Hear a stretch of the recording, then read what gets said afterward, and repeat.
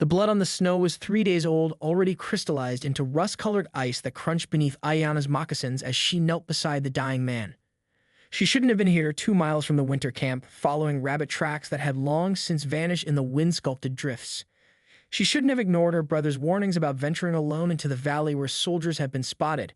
Most of all, she shouldn't have cared that this stranger, this Wasiku, was drawing what might be his final breaths beside the frozen creek. But Ayana had always been drawn to broken things. The man's lips were blue-black against his pale skin, his breathing so shallow that frost barely formed when he exhaled. Someone had tried to bandage the bullet wound in his shoulder, but the cloth was soaked through and frozen solid. His horse lay dead 50 yards upstream, a cavalry mount by the look of the saddle, though no uniform remained on the man himself. Raiders, perhaps, or deserters had stripped him of everything valuable, leaving him in torn wool and leather to meet the winter's judgment. Foolish, she whispered in Lakota, though whether she meant him or herself she couldn't say. The temperature would drop further when the sun disappeared behind the ridge, yet maybe an hour before the cold claimed him permanently. Ayana pressed her fingers against his throat, feeling for the flutter of life beneath skin that felt like river stones in January. They're weak, irregular, but present. Her grandmother's voice echoed in her memory. The Creator places broken souls in our path not by accident, grandmother, but because we carry the medicine they need. But this wasn't just any broken soul. This was a white man, possibly a soldier, found in a winter that had already brought news of troops massing in the eastern forts. Her people were hungry, wary, preparing for troubles that spring might bring. Bringing this stranger into camp would be seen as madness or worse, betrayal. Still, she couldn't walk away. Working quickly, she cleared snow from around his body and spread her heavy winter robe beneath him. The man groaned when she shifted his weight, eyelids fluttering but not opening. Up close, she could see he was younger than she first thought, perhaps 25 winters, with hair the color of dried grass and several days' worth of beard. A scar trace along his jawline, old and white against the wineburn. She pulled her Travois from where she'd hidden it behind a stand of bare cottonwoods. Originally meant for hauling firewood back to camp, it would have to serve a different purpose now. Getting him onto the wooden frame required all her strength and several rest stops, but eventually she had him secured beneath her winter robes and buffalo hide. The journey back to her secret place, a cave she discovered as a child, half a mile from the main camp, took over an hour through deepening snow. By the time she dragged the Travois up the narrow path to the cave entrance, her lungs burned and her shoulders ached. But the man was still breathing, and that was what mattered. Inside the cave, she'd already stored supplies for winter medicine gathering, dried herbs, clean water, extra blankets, and a small fire pit she carefully positioned to let smoke escape through a natural chimney in the rock. It wasn't much, but it was warm and hidden. As she built up the fire and began heating water, the stranger's eyes finally opened. They were gray, like storm clouds, and filled with confusion and pain. Where he tried to speak, his voice harassed. Safe, she said in English, one of the few words she knew in his language. Then switching to Lakota, she added what he couldn't understand but needed to hear. You're safe now, Wasiku.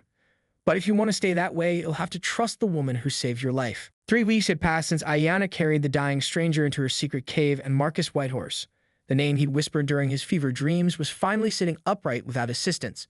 She learned his name the same way she learned everything else about him, through fragments of delirium, careful observation, and the gradual piecing together of a life that seemed carved from equal parts violence and regret.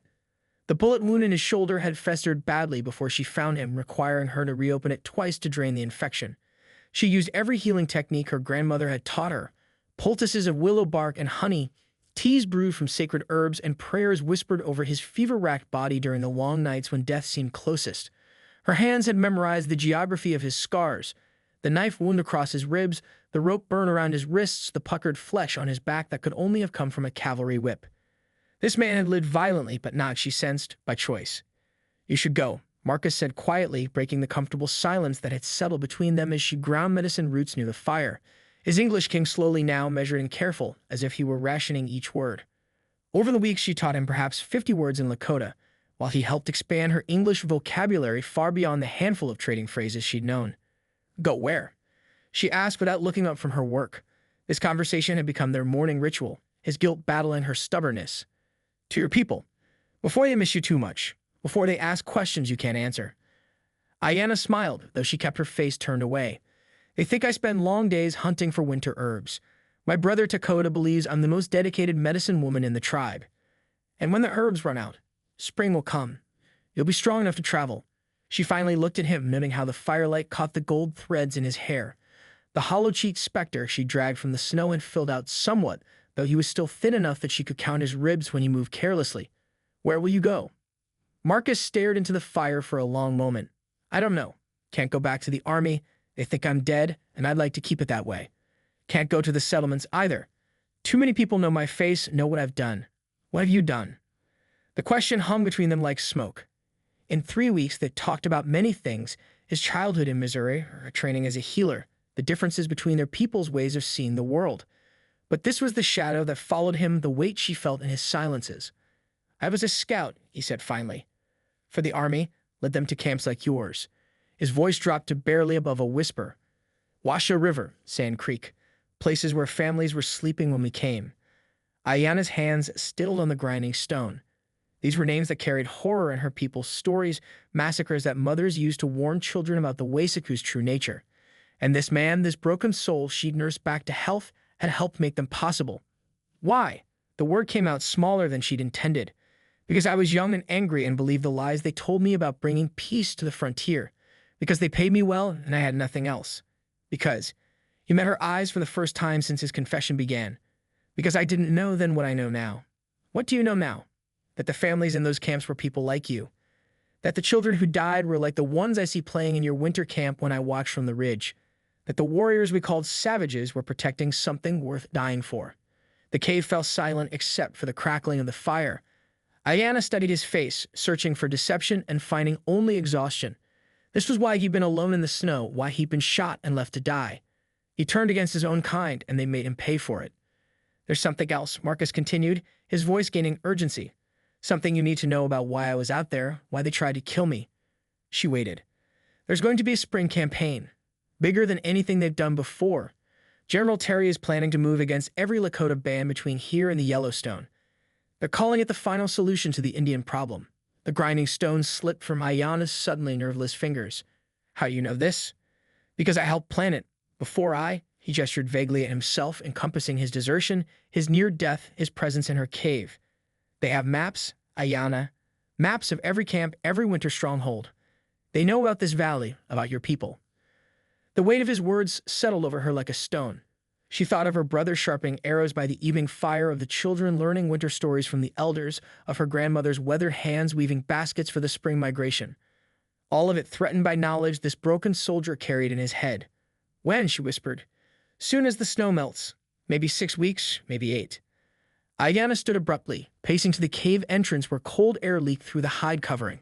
Outside, snow continued to fall, each flake another day of protection for her people. But winter couldn't last forever. "Why are you telling me this?" she asked without turning around. "Because you saved my life. Because your people don't deserve what's coming. Because maybe, if I help them survive, I can balance the scales for what I've done." She turned back to face him, this man who had become simultaneously her patient, her secret, and now her people's potential salvation. "How? I know their plans, their routes, their timing. I know how they think, how they fight. If your leaders will trust a white man's word." He let the sentence hang, knowing as well as she did how unlikely that was. "They won't," Ayanna said simply. "Then we'll have to give them a reason to." The War Council convened on the first night. The temperature rose above freezing when the ice on the creek began to sing with the promise of spring's return. Ayanna sat in the outer circle with the other women, her hands steady as she worked on beadwork that she couldn't see clearly in the firelight. Her heart, however, hammered against her ribs like a trapped bird. Marcus waited in the cave because they'd agreed. The plan was simple in concept, terrifying in execution. She would tell the council about the impending attack, claim the information came from a vision, and hope her reputation as a gifted healer would lend credence to her words. If that failed, if they demanded proof she couldn't provide, she would have to reveal her secret and pray that Marcus' intelligence was valuable enough to spare both their lives. Chief Standing Bear raised his hand for silence, and the murmur of conversation died away. The fire cast his weathered face in sharp relief, highlighting the intelligence in his dark eyes and the burden of leadership that had carved deep lines around his mouth. "The ice breaks early this year," he began, his voice carrying easily across the circle. "Our scouts report soldiers gathering at Fort Abraham Lincoln. More than we've seen before." Ayanna's brother Dakota leaned forward from his place among the warriors. "How many?" "Many hundreds. Perhaps 1,000 or more." Standing Bear's gaze swept the circle. "They wait for the grass to grow tall enough to feed their horses. When it does, they will come." Murmurs rippled through the gathering. some fearful, others defiant. Ayanna caught fragments of heated debate. Talk of fleeing north to the grandmother's land, of joining with other tribes for a united defense, of scattering like leaves before the wind to make pursuit impossible. We have faced such numbers before, declared War Eagle, a respected warrior whose sons had died at the Little Bighorn the previous summer. The spirits favor those who defend their homes. The spirits did not stop the soldiers at Sand Creek, replied an elder named Gray Wolf, his voice heavy with memory. Or at Washita River. Sometimes wisdom lies in retreat, not resistance. The debate continued for an hour, voices rising and falling like wind through the pines. Ayanna listened, waiting for the right moment, but as the discussion turned toward practical matters, where to cache supplies, which routes might offer escape, she realized that moment might never come naturally. Standing Bear was speaking about sending envoys to other bands when she rose to her feet. Grandfather, she said, using the respectful turn for an elder, though the chief was only 15 years older than she. I must speak. The circle fell silent. Women rarely addressed the war council directly, and Ayanna's quiet nature made her intervention all the more startling. Standing Bear studied her face for a long moment before nodding. Speak, daughter. 3 nights ago, the spirits came to me in a dream, she began, her voice steady despite the lie burning her tongue. They showed me soldiers moving across the land like a great flood. Not hundreds, grandfather. Thousands, coming from 3 directions at once. She had their complete attention now. Even the children playing at the edges of the gathering had gone still. They know our winter camps, she continued, weaving Marcus's intelligence into the framework of a vision. They have maps drawn by scouts who have walked among us. The attack will come when the snow melts from the high passes, 6 weeks, perhaps 7. Their plan is to trap us in this valley and end the Lakota nation forever. War Eagle scoffed. Dreams and shadows, nothing more. How could you know such details? Because the spirit who spoke to me was once a soldier himself. Ayanna replied, the half-truth coming easier now. A scout returned against his own people because he could no longer bear what he had helped them do. He showed me their maps, their plans, their routes of attack. The silence that followed was thick with skepticism. She could see doubt in the faces around the fire, but also fear, because what she described matched too closely with what they all suspected was coming. Convenient, Dakota said, his voice tight with suspicion. A spirit who knows military secrets. Sister, grief for our people's suffering may have colored your dreams with. Then let me prove it. Ayanna interrupted, making the decision that would change everything. The spirit told me where the soldiers' first camp will be established. A place none of us have seen, but which could be scouted and confirmed. Standing Bear leaned forward. Where? The confluence of Ash Creek and the Yellowstone, where the old trading post once stood. The spirit said they will build a supply depot there 2 weeks before the main attack begins. If warriors were to ride out and find this place empty, then my words are false and should be ignored. If they find soldiers, she let the implication hang in the air. Around the circle, she could see minds working, weighing the cost of a scouting mission against the potential value of the intelligence. I will go, Dakota declared, standing abruptly. With 2 others. We can reach the Yellowstone in 4 days, observe, and return within a week. And if you find nothing, War Eagle challenged. Then my sister has been touched by false spirits, and we will know to trust only in our own eyes and weapons. Standing Bear considered this, his weather hands folded in his lap. The fire popped and hissed, sending sparks spiraling into the star-filled sky. Go, he said finally. But take care. If there are soldiers at this place, do not engage them. We need knowledge, not battle. As the council dissolved into smaller groups making specific plans, Ayanna slipped away into the darkness. Her hands shook as she made her way back toward the cave, the magnitude of what she'd set in motion pressing down on her like a physical weight. She found Marcus sitting by the fire, whittling a piece of wood into the shape of a small horse. He looked up as she entered, reading the answer in her face before she could speak. They're sending scouts, she said, sinking down beside him. To the place you told me about. Marcus nodded slowly. They'll find exactly what I said they would. Question is, will that be enough to convince them? It has to be. Ayanna stared into the flames, thinking of her brother riding toward potential danger, of her people's future, hanging on the word of a man they didn't even know existed. Because if it's not, we'll both be dead before the soldiers ever arrive. There's something else, Marcus said quietly. Something I haven't told you yet. She looked at him, seeing new shadows in his gray eyes. The man leading this campaign, General Terry, he's not planning to take prisoners. The orders I saw, he paused, his jaw working as if the words tasted bitter. They're planning to end this permanently. Every man, woman, and child. They call it a final solution. The wooden horse fell from his suddenly nerveless fingers, and in the firelight, Ayanna could see her own horror reflected in his face. This wasn't just about saving her people from defeat, it was about saving them from extinction. Then we better hope, she whispered, that my brother is a very good scout. 7 days later, Dakota returned with proof that changed everything. He rode into camp at dawn, his horse lathered with sweat and foam, his face grim with the weight of what he witnessed. Behind him came his two companions, leading a pack horse loaded with items that made the entire tribe gather in stunned silence. Blue cavalry jackets, military-issue ammunition, and a leather satchel containing maps that showed their winter camp marked with a red X. The spirit spoke truth. Dakota announced to the assembled crowd, his voice carrying across the silent camp. Ash Creek crawls with soldiers like ants on honey. They're building a fortress there, just as my sister's vision foretold. Chief Standing Bear examined the captured materials with hands that betrayed only the slightest tremor. The maps were detailed beyond anything the tribe had imagined possible, not just their location, but the locations of 12 other bands scattered across the territory. Supply routes were marked in blue ink, attack formations sketched in the margins, and at the bottom of each page, a single word stamped in red, extermination. How many? The chief asked quietly. More than the stars, replied two hawks, one of Dakota's companions. The camp stretches along the river for half a mile. Cannons, supply wagons, hundreds of horses, and still more arriving each day. Ayanna stood at the edge of the crowd, her heart hammering as she watched her people's faces change from skepticism to fear to grim determination. She caught Dakota's eye across the gathering, and he gave her the slightest nod, acknowledgement that her vision had saved them all. But she knew the hardest part was yet to come. That evening, as the tribe prepared for an emergency council, Ayanna made her way to the cave where Marcus waited.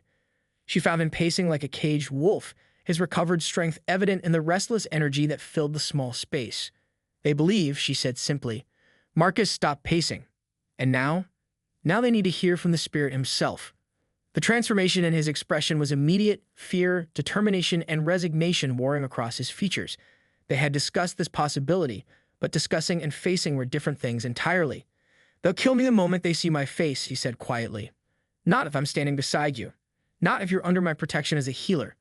Ayanna moved closer, placing her hand on his arm. But Marcus, once you step into that circle, there's no going back. You'll be committed to this path completely. I've been committed since the moment you pulled me from that snow, he replied. The question is whether your people can accept help from someone like me. An hour later, Ayanna walked into the largest gathering she'd ever seen. Word had spread throughout the day, and families from the outer camps had ridden in to hear what the emergency council would decide. The fire at the center of the circle seemed small against the sea of faces that surrounded it, but Standing Bear's voice carried easily as he addressed the crowd. The threat is real, he began, holding up the captured maps. Our enemies plan not just defeat, but our complete destruction. We have perhaps 5 weeks before they move. The question before us now is how we respond. We fight, War Eagle declared, several warriors voicing agreement. We gather the bands, meet them in battle, die as warriors should. We flee, countered Grey Wolf. North to the grandmother's land where their soldiers cannot follow. Live to see our children grow. Both paths lead to the same end, said a new voice, and the entire gathering turned as Marcus stepped into the firelight, with Ayanna close beside him. Death in battle or slow death in exile. But there is a third way. The reaction was immediate and explosive. Warriors leaped to their feet, hands moving to weapons, angry voices demanding to know how a white man had entered their most sacred council. Only Standing Bear's raised hand and shouted command for silence prevented violence. This is the spirit who came to me, Ayanna said, her clear voice cutting through the chaos. Not dead, but transformed. A soldier who turned against his own people to save ours. Lies! War Eagle snarled, his hand on his knife. This is trickery, deception. Then explain the maps, Dakota said, standing to face the angry warrior. Explain how my sister knew where to send us, what we would find. This man's knowledge saved our lives. Marcus raised his hands, showing he carried no weapons. My name is Marcus Whitehorse, he said in careful but clear Lakota, the words Ayanna had taught him over long winter evenings. I was your enemy. I helped plan the attack that comes. But I stand before you now, asking now for forgiveness. That is not mine to claim, but for the chance to make right what I helped make wrong. The silence that followed was profound. Even the children had stopped their restless movement, sensing the weight of the moment. Speak, Standing Bear commanded. Tell us of this third way. Marcus stepped closer to the fire, and Ayanna saw how the light played across the scars that marked his face and hands, evidence of a life lived violently, but also of recent healing. The army expects to fight scattered bands, isolated groups that can be defeated one by one, he began. They don't expect unified resistance. They don't expect you to know their plans, their routes, their timing. And they especially don't expect you to disappear entirely. You speak of retreat, or Eagle said dismissively. I speak of something your people have never attempted before, a complete evacuation. Not just this band, but all the bands. Every man, woman, and child moving together in the largest migration in Lakota history. Marcus pulled a piece of charcoal from the fire and began sketching on a flat stone. There are routes through the Badlands that their horses cannot follow, places in the northern territories where you could establish new communities beyond their reach. Impossible, said Two Hawks. The logistics alone are manageable if you have someone who understands military supply chains. Marcus interrupted. I know where they catch food and ammunition, which routes they'll use when they'll be most vulnerable. More than that, I know how to make them believe they've succeeded. Standing Bear leaned forward. Explain. We leave signs of battle, burned lodges, scattered belongings, evidence of defeat without bodies. Let them think they've won while your people establish new homes beyond their reach. By the time they realize the truth, it'll be too far away and too well established to follow. The discussion that followed lasted until nearly dawn. Voices were raised, arguments made, alternatives proposed and discarded. But gradually, as the night wore on, Ayanna could see consensus building. The plan was audacious, dangerous, and would require coordination on a scale her people had never attempted. But it offered something the other options did not hope. As the sun crested the eastern hills, Standing Bear stood to address the exhausted gathering. We will send messengers to every band between here and the Powder River, he announced. If they agree, we will attempt what has never been done before. We